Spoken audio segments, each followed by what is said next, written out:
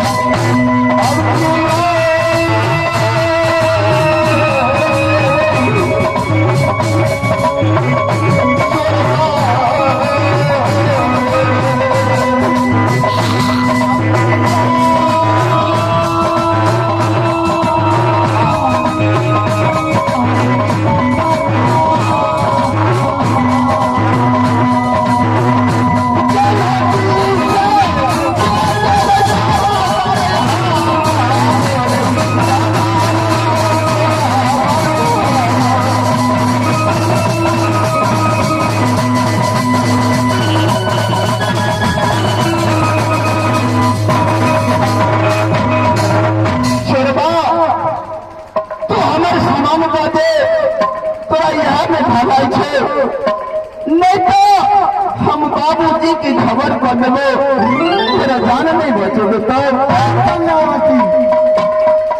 हर गलती करे चाहूंगा सर, फुलवारी में हमको आता कोई नजायज नहीं करी, लेकिन तो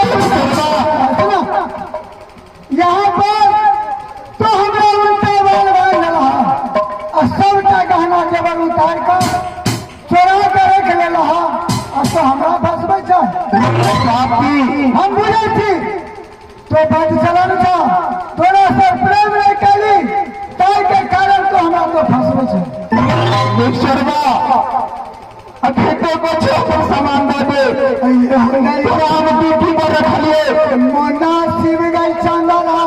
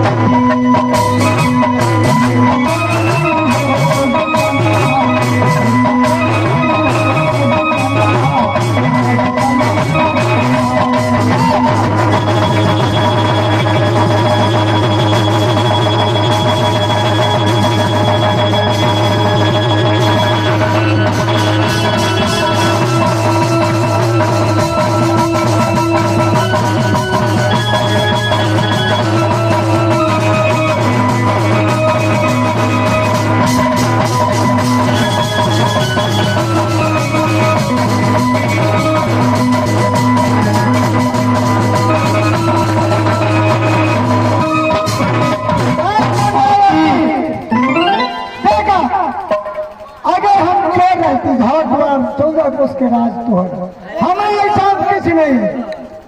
अगर हम चोरी काली तो चोरा का हम कहाँ ध्यान से क्या कर दुश्मन तो नौकरी करे छे, ड्यूटी करे छे, आदमी कुंड में हवा तक नहीं जाए छे। तोरा रहते कौन दोसर चोर हमार सामान तोरा? चोर कौन नहीं होला? हम तोरा से प्रेम नहीं करी, कहते कारण हमरा कनी आँख लगे तो सबका गहना जेवर उतार के चोरा के धर रखला, हमरा तो फंसबे छे। फंसबे छे? हमर सामान दे दे। बाबा कनी काट ना हुआ। जेवर से हंसी मजाक नहीं हुए, नहीं बुझला? जेवर है चांदी सोना, यदि ले लहो तो बउआ चंद्रा के दो दो। तो हम बेकूफे छे, ये हमर भौजाई है जे हंसी मजाक करबे? हम तो कुछ नहीं, आ तू गुर्बत अगर हम चोरी करिए तो तक कहाँ रखना चाहिए?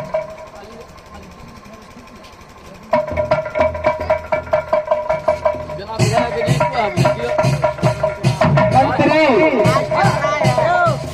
दुश्मन से पूछो कि महल में अग्नि कुंड में हम तो ये गोरा छला, दू गोरा के तेसर आदमी की हमर सामान चोरेला, सामान चोरेला तैयार चोरेला कहाँ कैदा तो तैयार में भला है नहीं तो जीवन के काला लहंगा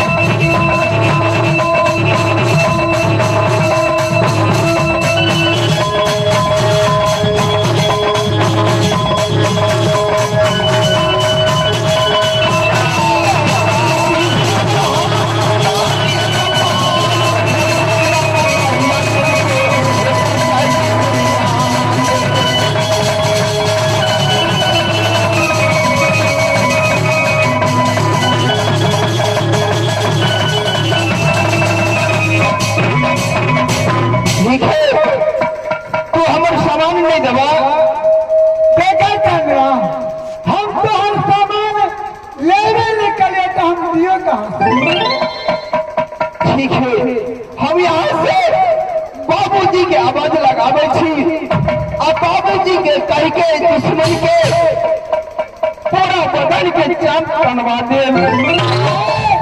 तो हम प्राण टनवा दे, लेकिन हमें ले लीजिए छोटियों का बाबूजी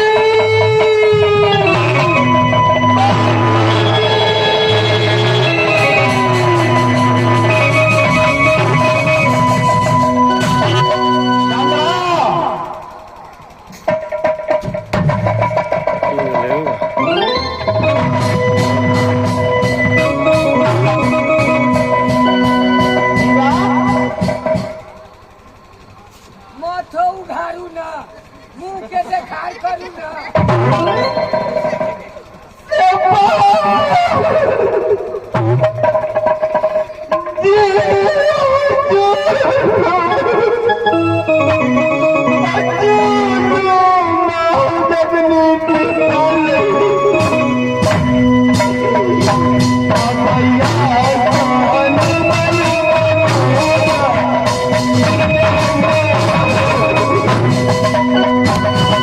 Yeah.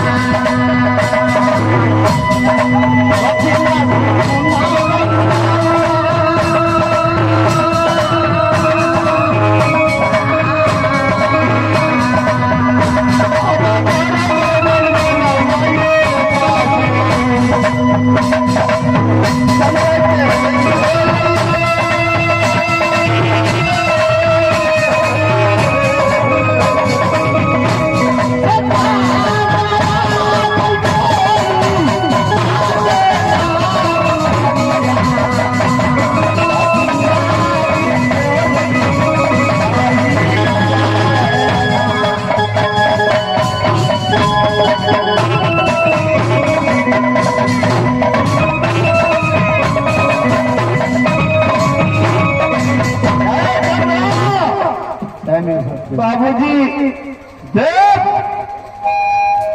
इतना साथे कहते बाबूजी हम अंगनी कुंड में आराम करे चलो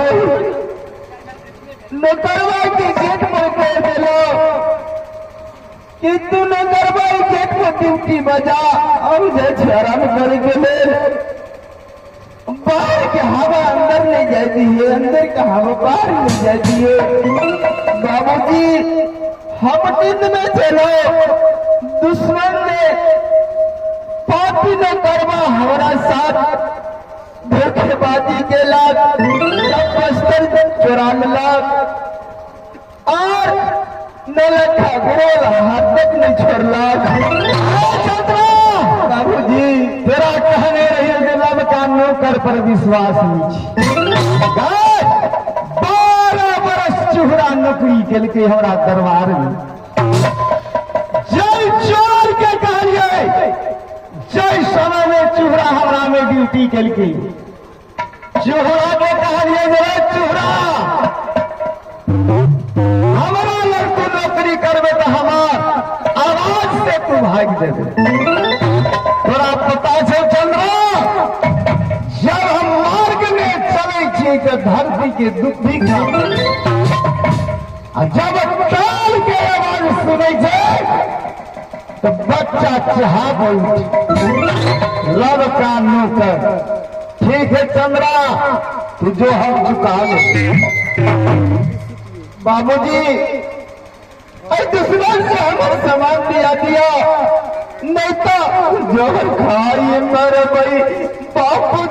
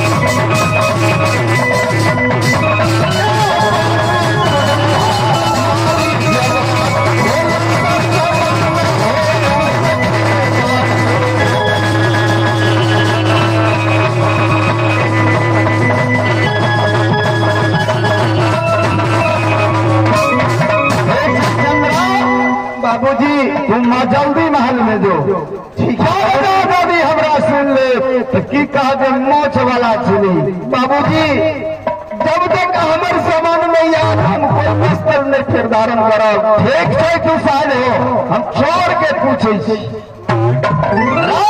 बिजली शादी कर। कहा गया हो चोरबा पांच चोर सब दूगो में बुढ़ छोटी बात छोड़ छोटा चोरे हो गया। प्रणाम राजा साहब।